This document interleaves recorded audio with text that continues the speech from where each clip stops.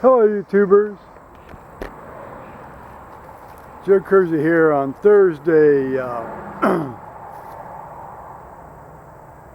November 3rd, no not November 3rd, September 3rd, 2015 at around 14:30 in the afternoon Eastern Daylight Time. Now, today, I'll divide today's little episode into two parts. A domestic part and an international part. Domestically, i.e. in the household, Paul has been dealing with various disability insurance matters. Well, actually, first at 7:45 he went to physical therapy, which was his last physical therapy session before he goes back to work here. Well, probably on Sunday. Labor Day weekend, holiday pay, all right. In any case,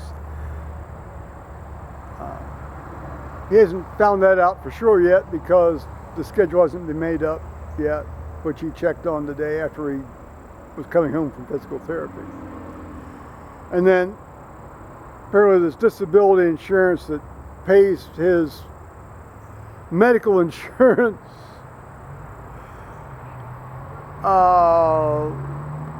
it's like they want him to send somebody a check, and so he spent most of the day trying to figure out who to send the check to and how to make it out, and he's never sort of never the happiest, most, how should we say, affective person at the best of times, but he's been particularly affectless, and sometimes I think this man is actually depressed. I mean, like disease depressed, disease depressed, not just feeling low. Well, okay. That's the domestic side of today's matters. The international side of today's matters is the Daily Telegraph had a live feed from the Budapest train station of these refugees and the trains and so forth, and it was interesting to watch. First of all, it was very quiet. It wasn't like this huge press of stuff. Most of the press and compression and crowding was done by the journalists, with their cameras on the selfie sticks like I'm using right now and holding it up and sticking them in windows than it was from the refugees themselves. I suppose one could argue that the journalists were making it, they were sort of making it easier for the refugees to get onto the last bit of the train. I guess the last third of this particular train was going to,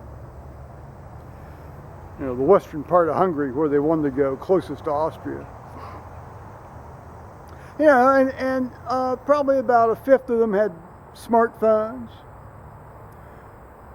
all very well behaved, looked like they were all clean. Very few of the women were wearing the headscarves for what that matters, one way or the other.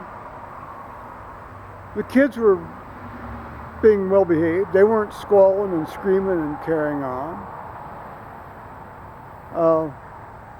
The worst behaved people were the Western journalists. Western meaning, Western newspaper journalists. They were the most slovenly and ill-mannered. So it was interesting to watch that. We watched about an hour and a half this morning, which would have been about 5 o'clock, 6 o'clock Hungarian time. And then one of the fellows I subscribe to is from Norway, and we've exchanged emails and so forth. he decided a while back, several months back, to go to a Norwegian only channel. Well, that's fine. And he explained why. He said because he had trouble doing the English and Norwegian in his head at the same time. And Lord knows, I would understand. I agree. I'm very sympathetic to that. I still watch his stuff, even though he does it in Norwegian, because the languages are similar enough that you can kind of get a gist of what he's saying. Of course, the visuals help too. Now, he was doing one of these live in things, live on YouTube now things, and I watched it for a while, and went down through the reading. I can't really read the comments because, I can sort of, if it's spoken to me, I can kind of get a gist, but reading it, not so much. And but he was doing it from his apartment, and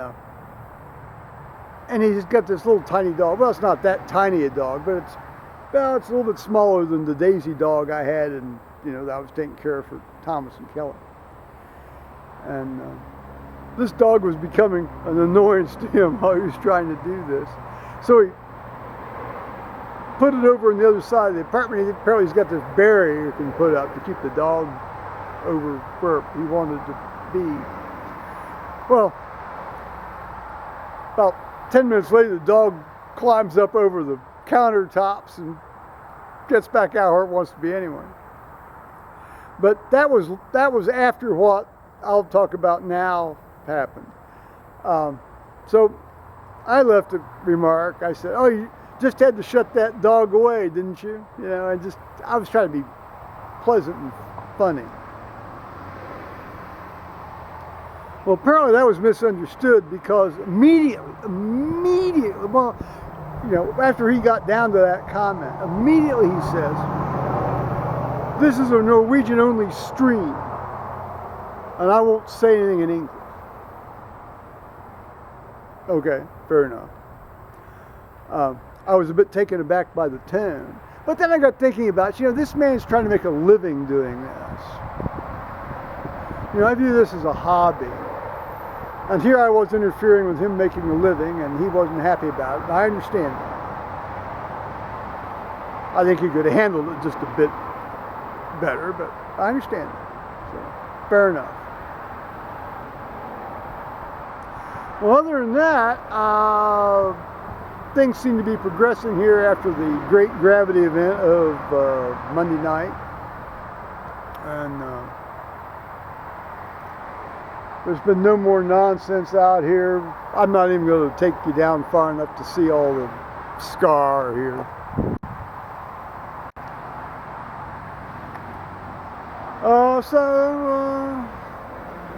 There we are. All in all, if that's all I've got to piss and moan about, it's been a good day, huh? Well, yeah, I'd say so. Alrighty, bye-bye, YouTubers.